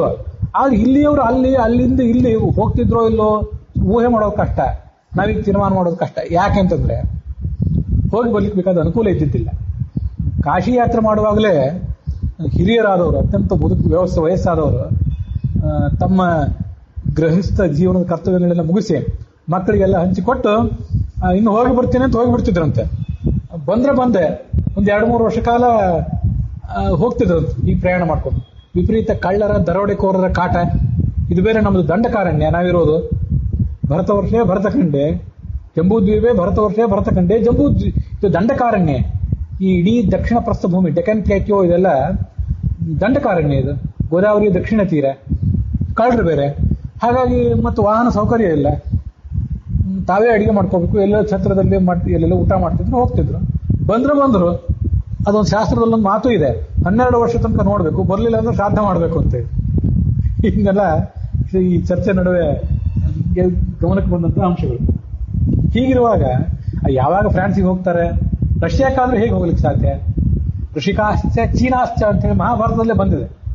ಈ ಮಹಾಭಾರತದ ಯುದ್ಧದಲ್ಲೇ ಚೀನಾ ದೇಶದ ಕೆಲವು ಪಡೆಗಳು, ರಷ್ಯಾ ದೇಶದ ಕೆಲವು ಪಡೆಗಳೆಲ್ಲ ಇಲ್ಲಿ ಯುದ್ಧಕ್ಕೆ ಬಂದಿದ್ದು ಕೂಡ ಕೆಲವು ಮಾತುಗಳಿವೆ. ಮತ್ತೆ ಈ ಸಂಪತ್ತನ್ನು ಸಂಗ್ರಹ ಮಾಡಲಿಕ್ಕೆ ಅರ್ಜುನ ಅಲ್ಲೆಲ್ಲ ಕೆಲವು ಬಾರಿ ಯಾತ್ರಾ ಕೂಡ ಮಾಡಿದ್ದ ಅನ್ನೋದನ್ನ ನೋಡಿದ್ದೀವಿ. ಋಷಿಕಾಶ್ಚ ಅಂದ್ರೆ ರಷ್ಯಾ, ಅದು ಈಗ ಅಂತಿದೆ, ಋಷಿ ನಮ್ಮಲ್ಲಿ. ಅದು ಈಗಿರೋದು ರಷ್ಯಾ ಅಂತ ಆಗಿದೆ ಅಷ್ಟೇ. ಚೀನಾಶ್ಚ ಮೊದಲು ಅಲ್ಲಿಗೆ ಹೋಗಬಹುದಿತ್ತು. ಈಗ ಕಲಿಯುಗದಲ್ಲಿ ಮುಂದೆ ಅದು ಭೂಭಾಗಗಳೇ ದೂರ ಹೋದ ಮೇಲೆ, ಅಲ್ಲಿ ಹೋಗೋದು ಬರೋದು ಕಷ್ಟ ಆದ್ಮೇಲೆ ಅದನ್ನ ಬಿಟ್ಟುಬಿಟ್ರು. ಭಿನ್ನ ಸಂಸ್ಕೃತಿ ಆಯ್ತು, ಭಿನ್ನ ಧರ್ಮ ಆಯ್ತು, ನಮ್ಮ ಧರ್ಮದ ನಮ್ಮ ಸಂಸ್ಕೃತಿ ಆಚರಣೆ ಕಷ್ಟ ಆಯ್ತು, ಅದಕ್ಕೆ ಬಿಟ್ಟುಬಿಟ್ರು. ಇದಕ್ಕೊಂದು ಪ್ರಬಲವಾದ ಆಧಾರ ಏನಂದ್ರೆ ನಾರದ ಪುರಾಣದ ಆಧಾರ. ಕಲಿಯುಗದಲ್ಲಿ ಮಾಡಬಾರದು ಧರ್ಮಗಳು ಯಾವುದು? ಸಮುದ್ರ ಯಾತ್ರಾ ಸ್ವೀಕಾರ ಇರೋದು ಮೊದಲು ಅದೇ. ಕಮಂಡಲು ವಿಧಾರಣ, ಅದಕ್ಕೆ ನಮ್ಗೆ ಅರ್ಥ ನನಗೆ ನೆನಪಿಲ್ಲ. ಈಗ ಬಹಳ 20-25 ವರ್ಷದ ಹಿಂದೆ ಯಾವಾಗೂ ಓದಿದ ನೋಟ್ ಮಾಡ್ಕೊಂಡ ಶ್ಲೋಕ ಅದು. ದ್ವಿಜಾನಾಂ ಅಸವರ್ಣಾಸು ಕನ್ಯಾಸು ಉಪಯಮಃ, ಇದು ಗೊತ್ತಾಗ್ತದೆ. ಹಿಂದೆ ಬ್ರಾಹ್ಮಣ, ಕ್ಷತ್ರಿಯ, ವೈಶ್ಯ, ಶೂದ್ರ ಸ್ತ್ರೀಯರನ್ನು ಮದುವೆ ಆಗ್ತಿದ್ರು. ಈಗ ಬ್ರಾಹ್ಮಣರನ್ನೇ, ಕ್ಷತ್ರಿಯರನ್ನೇ ಮದುವೆ ಆಗಬೇಕು ಅಂತ ಈಗ ನಿಯಮ ಬಂದಿದೆ. ಮತ್ತೆ ದೇವರಾಜ್ಯ ಸುತೋತ್ಪತ್ತಿ, ಒಬ್ಬ ವ್ಯಕ್ತಿಗೆ ಅವನ ಪತ್ನಿಯಲ್ಲಿ ಮಕ್ಕಳಾಗದೆ ಹೋದ್ರೆ ಆ ವ್ಯಕ್ತಿಯ ತಮ್ಮ ಏನಿರ್ತಾರಲ್ಲ ಮೈದುನ, ಅವನಿಂದ ಸಂತಾನ ಉತ್ಪಾದನೆ ಪಡ್ಕೋಬಹುದು ಅಂತ ಒಂದು ಮಾರ್ಗ ಇತ್ತು. ಅವನು ಹಾಗೆ ಸತ್ತು ಹೋದ, ಆ ಮಹಿಳೆ ಅಪುತ್ರವತಿಯಾಗಿ ಉಳಿದ್ಲು, ಮೈದುನನ ಮೂಲಕ ಸಂತಾನ ಉತ್ಪಾದನೆ ಮಾಡ್ಕೋಬೇಕು ಅಂತ. ಮತ್ತೆ ಬಂದವರಿಗೆ ಮಧುಪರ್ಕ ಕೊಡ್ತಾರಲ್ಲ, ಜೇನುತುಪ್ಪ ಕೊಟ್ಟು ಸ್ವಾಗತ ಮಾಡ್ತಾರಲ್ಲ, ಆವಾಗ ಒಂದು ಪಶುವನ್ನು ಕಡಿತಿದ್ರು. ಆಗ ಮಧುಪರ್ಕೆ ಪಶೋರ್ವಧ, ಇವ್ಯಾವು ಕಲಿಯುಗದಲ್ಲಿ ಇಲ್ಲ. ಒಂದೊಂದಾಗಿ ಅದನ್ನು ಹೇಳ್ತಾ ಹೋಗ್ತಿದ್ರು.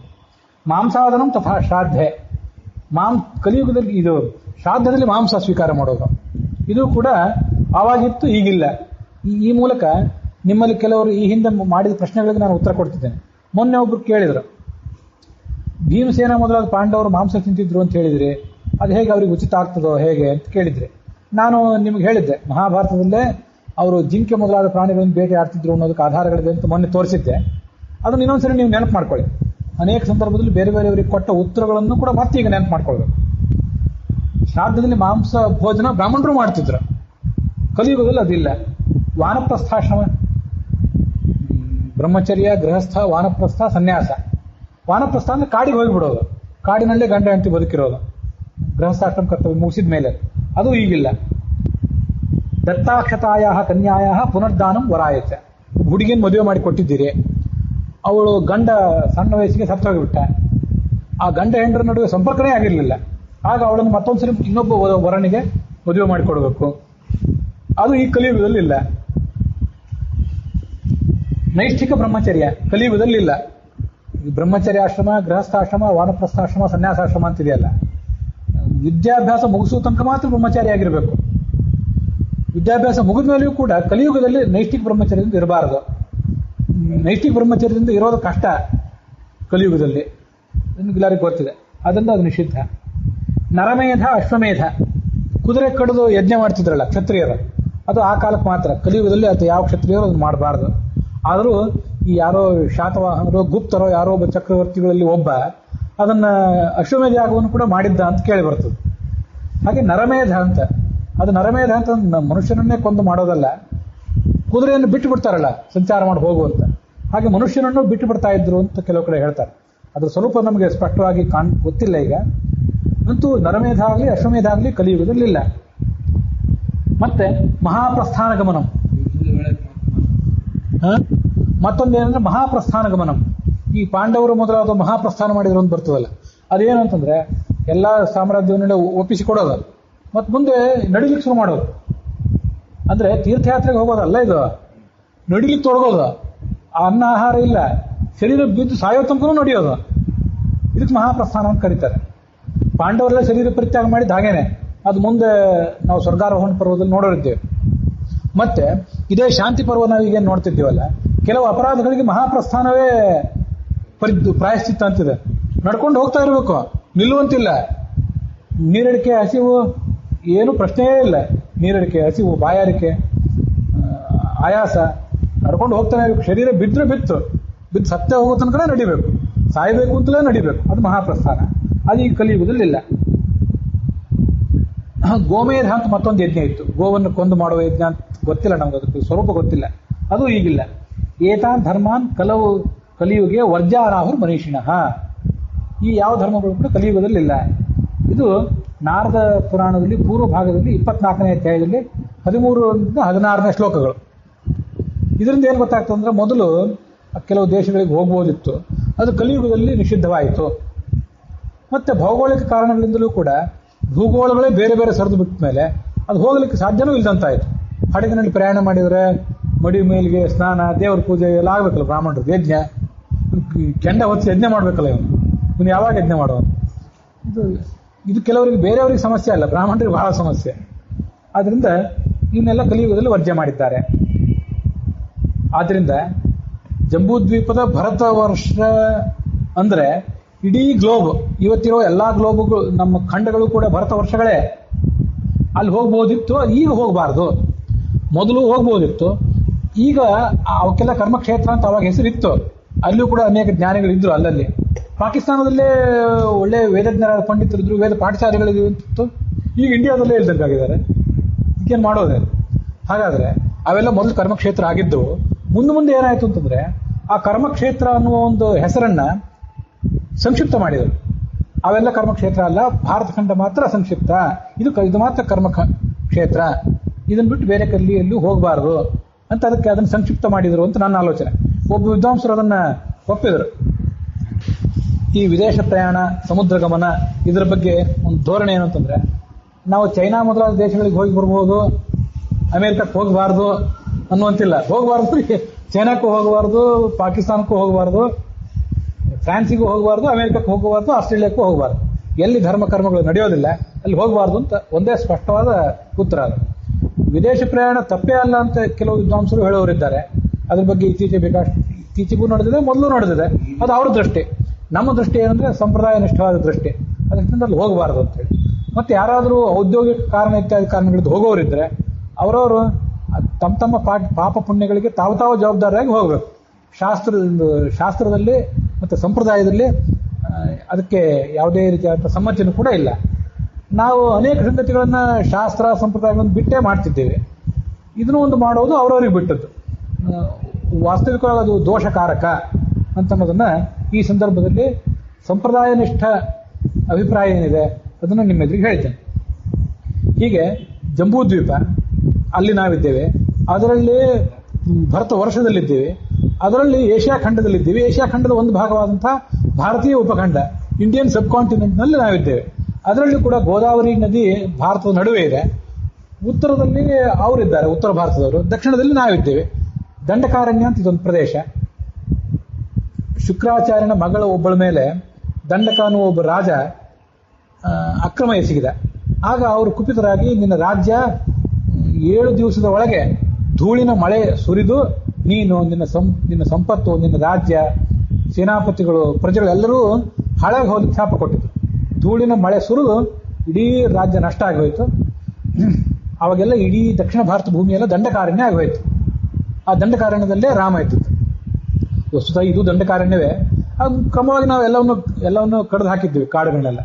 ಈಗ ದಂಡಕ ಪ್ರದೇಶ ಅಂತಾಗಿದೆ ಅಷ್ಟೇ. ಈಗ ದಂಡಕ ಅರಣ್ಯ ಇದ್ದದ್ದು ದಂಡ ಪ್ರದೇಶ ಅಂತಾಗಿದೆ.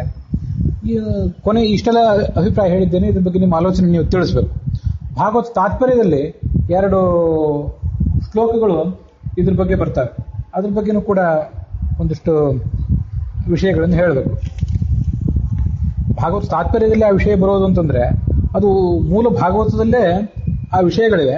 ಅದನ್ನ ಸ್ಪಷ್ಟಪಡಿಸಿದಂತಹ ಒಂದು ಭಾಗ ಅದು. ಅದೇನು, ಭರತ ವರ್ಷದ ಮಹಿಮೆಯನ್ನು ಒಂದ್ ಕಡೆ ಹೇಳ್ತಾರೆ. ಯದ್ಯತ್ರಣ ಸ್ವರ್ಗ ಸುಖಾವಶೇಷಿತಂ ಸ್ವಿಷ್ಟಸ್ಯ ದತ್ತಸ್ಯ ಕೃತಸ್ಯ ಶೋಭನಂ ತೇನ ಅಬ್ಜನಾಭ ಸ್ಮೃತಿ ಜನ್ಮನ ಸ್ಯಾತ್ ವರ್ಷೇ ಹರಿರ್ ಭಜತಾಂ ಶಂತನೋತಿ. ಈಗ ನೋಡಿ ಏನು ಅಂತಂದ್ರೆ, ಈ ನಾವು ಏನಾದ್ರೂ ಯಜ್ಞ, ದಾನ ಮೊದಲಾದ ಕರ್ಮಗಳೇನಾದ್ರೂ ಮಾಡಿ ಬಹಳ ಪುಣ್ಯ ಪಡೆದಿದ್ರೆ ಸ್ವರ್ಗಕ್ಕೆ ಹೋಗ್ತೀವಲ್ಲ, ಅಲ್ಲಿ ಸುಖ ಅನುಭವಿಸಿದ ಮೇಲೆ ಏನಾದರೂ ಒಂದು ಸ್ವರ್ಗ ಸುಖ ಎಲ್ಲ ಅನುಭವಿಸಿದ ಮೇಲೆ ಸ್ವಲ್ಪ ಏನಾದರೂ ಉಳಿದಿದ್ರೆ ಅದರಿಂದ ನಮಗೆ ಮತ್ತೆ ವರ್ಷದಲ್ಲೇ ಜನ್ಮ ಬರಲಿ, ಈ ವರ್ಷದಲ್ಲೇ ನಮಗೆ ಜನ್ಮ ಬರಲಿ ಅಂತ ಕೇಳ್ಕೊಂಡು ಒಂದು ಮಾತಿದೆ. ಅದಕ್ಕೆ ಭಾಗವತ ತಾತ್ಪರ್ಯದ ಒಂದು ಶ್ಲೋಕ ಇದೆ, ಕೂರ್ಮ ಪುರಾಣದ ಮಾತು. ಅನಧಿಕಾರಿಣೋ ದೇವ ಸ್ವರ್ಗಸ್ಥ ಭಾರತೋದ್ಭವಂ ವಾಂಛಂತ್ಯಾತ್ಮ ವಿಮೋಕ್ಷಾರ್ಥಂ ಉದ್ರೇಕಾರ್ಥೆ ಅಧಿಕಾರಿಣ ಅಂತ. ಈ ಪುಣ್ಯಕರ್ಮ ಮಾಡಿ ಸ್ವರ್ಗಕ್ಕೆ ಹೋಗಿ ಆ ಸ್ವರ್ಗ ಅನುಭವಿಸಿ ಮರಳಿ ಪುಣ್ಯ ತೀರಿದಾಗ ಇಲ್ಲಿ ಬರ್ತಾರಲ್ಲ, ಮತ್ತೆ ಮೋಕ್ಷಕ್ಕಾಗಿ ಅವ್ರು ಪುಣ್ಯಕರ್ಮ ಮಾಡಬೇಕಲ್ಲ, ಅಂಥವು ಕೆಲವರು ಮಾನವರು ಇವರಿಗೆ ಅನಧಿಕಾರಿಕ ದೇವತೆಗಳು ಅಂತ ಕರೀತಾರೆ.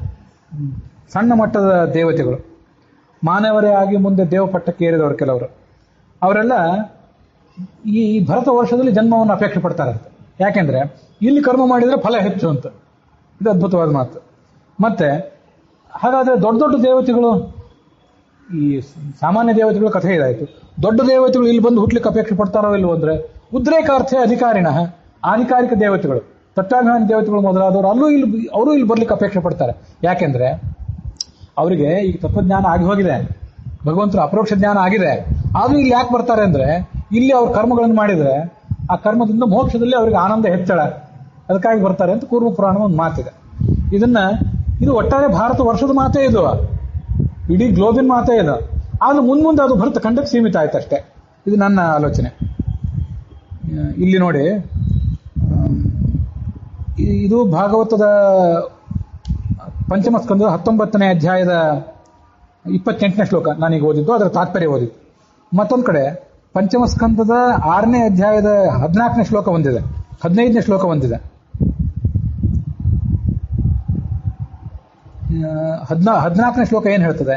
ಅಹೋ ಭುವಃ ಸಪ್ತ ಸಮುದ್ರವತ್ಯಾಹ ದ್ವೀಪೇಶು ವರ್ಷೇಶ್ವಧಿ ಪುಣ್ಯಮೇತತ್ ಗಾಯಂತಿ ಯತ್ರತ್ಯ ಜನಾಹ ಮುರಾರೇಹ ಕರ್ಮಾಣಿ ಭದ್ರಾಣ್ಯವತಾರಯಂತಿ. ಯಾಹ ಅಂತಾರೆ. ಎಂಥ ಪುಣ್ಯ ನೋಡ್ರಿ.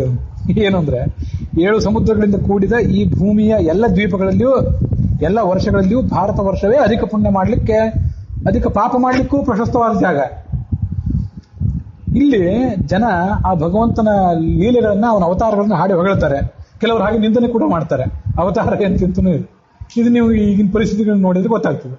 ಕೆಲವರು ಹೊಗಳವರಿದ್ದು ಕೆಲವರು ಬೈತನೂ ಕೂಡ ಅವರು ಇರ್ತಿರ್ತಾರೆ. ಅಲ್ಲಿಯೂ ಕೂಡ ಬ್ರಹ್ಮಾಂಡ ಪುರಾಣದ ಒಂದು ಶ್ಲೋಕವನ್ನು ಆಚಾರ್ಯ ಉಲ್ಲೇಖ ಮಾಡ್ತಾರೆ ಭಾಗವತ ತಾತ್ಪರ್ಯದಲ್ಲಿ. ವಿಶೇಷಾತ್ ಭಾರತೇ ವರ್ಷೆ ಚರೇಯು ಪುಣ್ಯಮಪ್ಯಥ ಚರೇಯು ಪಾಪಮಪ್ಯಥ ತಥೈವ ಭಗವದ್ಭಕ್ತಿ ಪೃಥಿವ್ಯಾಂ ನಾಣ್ಯ ವರ್ಷಗಾಹ. ಅದೇನು ಅಂತಂದ್ರೆ, ಭಾರತ ದೇಶದಲ್ಲಿ ಪುಣ್ಯ ಪಾಪ ಎರಡನ್ನೂ ಕೂಡ ಮಾಡ್ಲಿಕ್ಕೆ ಅವಕಾಶ ಹೆಚ್ಚು. ಇನ್ನು ಬೇರೆ ವರ್ಷಗಳಲ್ಲಿ ಹೀಗಿಲ್ಲ. ಅನ್ಯ ವರ್ಷಗಾಹ, ಅಲ್ಲಿ ನೀವು ಪುಣ್ಯ ಪಾಪ ಇವುಗಳನ್ನ ಹಿಂದೆ ಮಾಡಿದ್ದನ್ನ ಪುಣ್ಯದ ಫಲವನ್ನು ಅಲ್ಲಿ ಅನುಭವಿಸಬೇಕು. ಹೊಸ ಪುಣ್ಯ ಮಾಡಿ ಸಾಧನೆ ಮಾಡ್ಲಿಕ್ಕೆ ಅಲ್ಲಿ ಅನುಕೂಲ ಇಲ್ಲ. ಅದು ನಾವು ಮಾಡಿದ ಉಳಿದ 8 ವರ್ಷಗಳ ಕಥೆ ಇದು. ಹೌದು, ಪೃಥ್ವಿಯಾಂ ನಾಣ್ಯ ವರ್ಷಗಾಹ. ಆದ್ರಿಂದ ಅವುಗಳನ್ನ ಏನ್ ಕರೀತಾರೆ? ಭೋಗ ಭೂಮಿ ಅಂತ ಕರೀತಾರೆ. ನಮ್ದನ್ನ ಕರ್ಮಭೂಮಿ ಅಂತ ಕರೀತಾರೆ.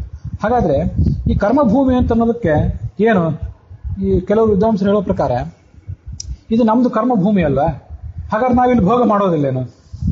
ಇಲ್ಲಿ ಕೂಡ ಎಲ್ಲಾ ಥರದ ಭೋಗಗಳನ್ನು ಅನುಭವಿಸ್ತೀವಿ, ನಮಗೇನು ಸಿಗ್ತದೋ ಅದನ್ನ. ಇನ್ನು ಹಾಗಾದ್ರೆ ಇದು ಭೋಗಭೂಮಿಯೂ ಹೌದಲ್ಲ ಇದು. ಇನ್ನು ಯಾವುದನ್ನು ಭೋಗಭೂಮಿ ಅಂತ ನಾವು ಕೆಲವು ಬೇರೆ ದೇಶಗಳನ್ನ, ಅಮೆರಿಕ ಮೊದಲಾದ ದೇಶಗಳ ದೃಷ್ಟಿ ಇಟ್ಕೊಂಡು ಮಾತಾಡ್ತೇವೆ, ಅದು ಕೂಡ ಕರ್ಮಭೂಮಿನೇ. ಅಲ್ಲಿಯೂ ಸಂಧ್ಯಾ ವಂದನೆ ಮೊದಲಾದ ಕಾರ್ಯಗಳನ್ನು ಮಾಡಿದರೆ ಅಲ್ಲಿಯೂ ಫಲ ಇದ್ದೇ ಇದೆ. ಆದರೆ ಇಲ್ಲಿ ಕರ್ಮದ ಫಲ ಹೆಚ್ಚು, ಅಲ್ಲಿ ಭೋಗದ ಫಲ ಹೆಚ್ಚು ಅಂತ ಹೀಗೆ ವ್ಯಾಖ್ಯಾನ ಮಾಡ್ತಾರೆ. ಅದಲ್ಲ, ಆ ವ್ಯಾಖ್ಯಾನ ಸರಿಯಲ್ಲ. ಈ ವ್ಯಾಖ್ಯಾನ ಇದು ಕರ್ಮಭೂಮಿಯೂ ಹೌದು ಭೋಗಭೂಮಿಯೂ ಹೌದು, ಅದು ಕರ್ಮಭೂಮಿ ಹೌದು ಭೋಗಭೂಮಿ ಹೌದು ಅಂತ ಏನು ವ್ಯಾಖ್ಯಾನ ಮಾಡ್ತಾರೆ, ಅದಷ್ಟು ಉಚಿತವಾದ್ದಲ್ಲ. ಯಾಕೆಂದ್ರೆ ಎರಡನೇ ಸರ್ಗ ಮಧ್ವವಿಜಯ ಎರಡನೇ ಸರ್ಗದ ಮಧ್ಯೇಪಿ ಕರ್ಮಭೂವಿ ಭಾರತ ನಾಮ ಖಂಡೆ ಅಂತ ಏನಿದೆ, ಆ ಶ್ಲೋಕಕ್ಕೆ ಮಧ್ವವಿಜಯದ ಒಬ್ಬರು ಪ್ರಾಚೀನ ವ್ಯಾಖ್ಯಾನಕಾರರು, ವೇದಾಂಗ ತೀರ್ಥರು, ಆ ವ್ಯಾಖ್ಯಾನಕಾರರು ಏನು ಹೇಳ್ತಾರೆ ಅಂತಂದ್ರೆ, ನಾವು ಈ ಕರ್ಮಭೂಮಿಯಾದ ಭರತ ವರ್ಷದಲ್ಲಿ ಏನು ಕರ್ಮಗಳನ್ನು ಮಾಡ್ತೇವೆ, ಸತ್ಕರ್ಮ ಮಾಡಿದರೆ ಅದರಿಂದ ಸ್ವರ್ಗ, ದುಷ್ಟಕರ್ಮ ಮಾಡಿದರೆ ನರಕ, ಇನ್ನು ಶ್ರವಣ ಮನನಾದಿಗಳನ್ನು ಮಾಡಿದರೆ ಮುಕ್ತಿ. ಈ ಮೂರಕ್ಕೆ ಇದು ಕಾರಣ ಆಗ್ತದೆ. ಆದರೆ ಉಳಿದ ಇಲಾವೃತ ಮೊದಲಾದ ವರ್ಷಗಳಿವೆ ಅಲ್ಲ, ನೀವು ಅಲ್ಲಿ ಸತ್ಕರ್ಮ ಮಾಡಿ ಮತ್ತೆ ಹೆಚ್ಚಿನ ಫಲವನ್ನು ಪಡ್ಕೊಳ್ಳಿಕ್ಕೆ ಅವಕಾಶ ಇಲ್ಲ. ಈ ಇಲಾವೃತ, ಭದ್ರ, ಹರಿ, ಕೇತುಮಾಲ ಮೊದಲಾದ ಕಡೆಗಳೇ ಹಿಂದೆ ಎಲ್ಲೋ ಬೇರೆ ಕಡೆ ಮಾಡಿದ್ದನ್ನು ಇಲ್ಲಿ ಬಂದು ಅನುಭವಿಸಬೇಕು. ಈ ಭರತ ವರ್ಷದ ಮಹತ್ವ ಎಂತಂತಂದ್ರೆ, ಇಲ್ಲಿ ಸಾಧನೆ ಮಾಡ್ಲಿಕ್ಕೆ ಅವಕಾಶ ಇದೆ, ಪಾಪ ಮಾಡ್ಲಿಕ್ಕೂ ಅವಕಾಶ ಇದೆ, ಅಧ್ಯಾತ್ಮ ಮಾರ್ಗ ಹಿಡಿಲಿಕ್ಕೂ ಅವಕಾಶ ಇದೆ. ಹೀಗೆ ಮಧ್ವವಿಜಯದ ವೇದಾಂಗ ತೀರ್ಥರ ವ್ಯಾಖ್ಯಾನ ಏನು ಹೇಳ್ತದೆ ಅಂತಂದ್ರೆ, ಕರ್ಮಭೂಮಿ ಅಂದ್ರೆ ಏನರ್ಥ, ಎಲ್ಲಿ ಸತ್ಕರ್ಮ ಮಾಡಿದರೆ ಸತ್ಫಲ ಸಿಗ್ತದೋ ಅಂದ್ರೆ ಪರಲೋಕದಲ್ಲಿ ಮತ್ತೆ ಜನ್ಮಾಂತರಗಳಲ್ಲಿ, ಎಲ್ಲಿ ದುಷ್ಕರ್ಮ ಮಾಡಿದರೆ ನರಕದಲ್ಲಿ ಸತ್ಫಲ ಸಿಗ್ತದೆ ಮತ್ತು ಜನ್ಮಾಂತರದಲ್ಲಿ ದುಷ್ಫಲಗಳನ್ನು ಮನುಷ್ಯ ಅನುಭವಿಸಬೇಕಾಗ್ತದೋ ಅದು ಕರ್ಮಭೂಮಿ ಅಂತ ಅರ್ಥ. ಇಂಥ ಕರ್ಮಭೂಮಿ ಅಂದ್ರೆ ಭರತ ವರ್ಷ ಮಾತ್ರ, ಅದು ಈ ಕೇತುಮಾಲ ಮೊದಲಾದ ವರ್ಷಗಳಲ್ಲ. ಅವರು ಭಗವಂತ ಭಕ್ತಿ ಮಾಡ್ತಿರ್ತಾರೆ, ಭಾಗವತದಲ್ಲಿ ಅದು ಸ್ಪಷ್ಟವಾಗೇ ಇದೆ. ಭಗವಂತನ ಭಕ್ತಿ, ಭಗವಂತ ಅಲ್ಲಿ ಸನ್ನಿಧೀಯತೆ ಅಂತ ಇದ್ದೇ ಇದೆ, ವಿಭಿನ್ನ ರೂಪಗಳಿಂದ ಇರ್ತಾನೆ ಅಂತಿದೆ. ಆದರೆ ಅಲ್ಲಿ ಅವ್ರು ಮಾಡೋದೇನಿದೆ ಅಂದ್ರೆ ತಮ್ಮ ಸ್ವಭಾವಕ್ಕನುಸಾರವಾಗಿ ಮಾಡ್ತಿರ್ತಾರೆ. ಬೇರೆ ಕಡೆ ಮಾಡಿದ ಪುಣ್ಯದ ಫಲವನ್ನು ಅಲ್ಲಿ ಅನುಭವಿಸ್ತಿರ್ತಾರೆ. ಪಾಪವನ್ನಂತೂ ಅವರಲ್ಲಿ ಮಾಡೋ ಪ್ರಸಂಗವೇ ಇಲ್ಲ. ದೊಡ್ಡ ವ್ಯಕ್ತಿತ್ವದ, ದೊಡ್ಡ ಅರ್ಹತೆಯ ಸಾಧಕರವರಾದ್ರಿಂದ ಇದು ಕರ್ಮಭೂಮಿ ಅಂತ ಅನ್ನೋದಕ್ಕೆ ಅರ್ಥ. ಅದನ್ನು ವೇದಾಂಗ ತೀರ್ಥರು ಸ್ಪಷ್ಟಪಡಿಸಿದ್ದಾರೆ. ಹೀಗೆ ಮೊದಲು ಜಂಬೂದ್ವೀಪ ಅನ್ಬೇಕು, ಆಮೇಲೆ ಭರತ ವರ್ಷೆ ಭರತ ಖಂಡೆ ಅನ್ಬೇಕು. ಇದು ನನ್ನ ಆಲೋಚನೆ. ಕೆಲವು ವಿದ್ವಾಂಸರ ಜೊತೆ ಚರ್ಚೆ ಮಾಡಿದ್ದೇನೆ. ನಾ ಹೇಳಿದ ಕೆಲವು ಅಂಶಗಳನ್ನು ಒಪ್ಪಿದ್ದಾರೆ, ಕೆಲವು ಅಂಶಗಳನ್ನು ಒಪ್ಪಲಿಲ್ಲ. ಬಹುತೇಕ ನಾನು ಹೇಳುವ ಅಂಶಗಳೆಲ್ಲ ಬಹುಶಃ ವಿದ್ವಾಂಸರು ಒಪ್ಪಿದ್ದಾರೆ. ಇಬ್ಬರ ಜೊತೆ ಮಾತಾಡ್ಲಿಕ್ಕೆ ಸಾಧ್ಯ ಆಯಿತು. ಮತ್ತು ಕೆಲವರು ವಿದ್ವಾಂಸರ ಜೊತೆ ಇದರಲ್ಲಿ ಮಾತಾಡ್ತೇನೆ. ಕೆಲವು ಅಭಿಪ್ರಾಯಗಳು ಬಗೆಹರಿದೇ ಇರಬಹುದು. ಯಾಕೆಂತಂದ್ರೆ ವರ್ಷ ಬೇರೆ ಖಂಡ ಬೇರೆ ಅಂತ ನಾನು ಹೇಳ್ತಿದ್ದೇನೆ, ಇಲ್ಲ ವರ್ಷವೇ ಖಂಡ ಅಂತ ಹೇಳೋರು ಕೆಲವು ವಿದ್ವಾಂಸರು ಇದ್ದಾರೆ. 7 ದ್ವೀಪಗಳಲ್ಲಿ ಜಂಬೂ ದ್ವೀಪ ಒಂದು, ಆ ಜಂಬೂ ದ್ವೀಪದಲ್ಲಿ 9 ಖಂಡ ಅಂತ ವ್ಯಾಖ್ಯಾನ ಮಾಡೋರಿದ್ದಾರೆ. ಅಲ್ಲಲ್ಲ, ಜಂಬೂ ದ್ವೀಪದಲ್ಲಿ 9 ವರ್ಷ, ಅದರಲ್ಲಿ ಭರತ ವರ್ಷದಲ್ಲಿ ಭರತ ಖಂಡ. ಆದ್ರಿಂದ ಅಲ್ಲ, ಹೌದು, ಕೆಲವು ಹೀಗೆ ಭಾಗವತಕ್ಕೆ ವ್ಯಾಖ್ಯಾನ ಮಾಡ್ತಾರೆ ಅಂತ ಹೇಳಿದೆ ನಮ್ಮಲ್ಲೇ. ಆದ್ರಿಂದ ಕೆಲವು ವಿದ್ವಾಂಸರ ಜೊತೆ ಚರ್ಚೆ ಮಾಡಿದಾಗ ಅದರಿಂದ ಏನು ಪರಿಹಾರ ಸಿಗದೇ ಇರಬಹುದು. ಆದರೂ ಅನೇಕ ಥರದ ಜಿಜ್ಞಾಸೆಗಳನ್ನು, ಚರ್ಚೆಗಳನ್ನು ಮುಂದೆ ಮಾಡ್ತೇನೆ. ನಿಮ್ಮೆದುರಿಗೂ ಕೂಡ ಇಟ್ಟಿದ್ದೇನೆ. ನೀವು ಇದ್ರ ಬಗ್ಗೆ ನಿಮ್ಮ ಆಲೋಚನೆಯನ್ನು ನನಗೆ ತಿಳಿಸ್ಬೇಕು. ಇದೇ 7 ದ್ವೀಪಗಳಿಂದ ಕೂಡಿದ ಭೂಮಿ ಏನಿದೆಯಲ್ಲ, ಸಪ್ತದ್ವೀಪ ವಸುಂಧರ, ಇದನ್ನೇ ಭೂವರಾಹ ತನ್ನ ಕೋರೆದಾಡಿಯಿಂದ ಮೇಲೆತ್ತಿದ. ಒಬ್ಬರು ಕಳೆದ ದಿವಸ ಪ್ರಶ್ನೆ ಕೇಳಿದ್ರು, ಆ ಪ್ರಶ್ನೆಗೆ ಉತ್ತರ ಕೊಟ್ಟಿದ್ದೇನೆ. ವರಾಹ ಬ್ರಹ್ಮಾಂಡವನ್ನು, ಇಡೀ ಬ್ರಹ್ಮಾಂಡವನ್ನು ಮೇಲೆತ್ತಿದ್ನೋ ಭೂಮಿಯನ್ನು ಮೇಲೆತ್ತಿದ್ನೋ ಅಂತಂದ್ರೆ, ಸಪ್ತದ್ವೀಪಗಳಿಂದ ಕೂಡಿದ ಭೂಮಿಯನ್ನು ಮಾತ್ರ ಮೇಲೆತ್ತಿದ್ದು, ಅದೇ ನೀರಿನಲ್ಲಿ ಮುಳುಗಿತ್ತು, ಅದನ್ನು ಎತ್ತಿದ್ದ ಅಂತ ಹೀಗೆ ಶಾಸ್ತ್ರ ಅದನ್ನು ಹೇಳ್ತದೆ. ಇದ್ರ ಬಗ್ಗೆ ಎಲ್ಲ ಹೇಳಿದ್ದೀನಿ. ನಿಮ್ಮ ಅಭಿಪ್ರಾಯವನ್ನು ನೀವು ಮುಂದೆ ತಿಳಿಸ್ಬೇಕು. ನಮಸ್ಕಾರ.